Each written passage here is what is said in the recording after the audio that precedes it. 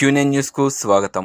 అంతర్జాతీయ మహిళా దినోత్సవం సందర్భంగా ఐపీడీఎస్ భీమ్గల్ ప్రాజెక్టు కార్యాలయంలో అంగన్వాడీ టీచర్లకు మరియు అంగన్వాడీ ఆయాలకు ఆటల పోటీలు నిర్వహించడం జరిగింది. రంగోలీ, కబడ్డీ, పరుగు పందెం, lemon spoon, needle and thread, musical chair మొదలగు ఆటల పోటీలు నిర్వహించి గెలుపొందిన వారికి బహుమతులు అందజేయడం జరిగింది. ఈ కార్యక్రమానికి సిడిపిఓ స్వర్ణలత, సూపర్వైజర్లు, పీఈటీలు, అంగన్వాడీ టీచర్లు మరియు అంగన్వాడీ ఆయాలు పాల్గొన్నారు.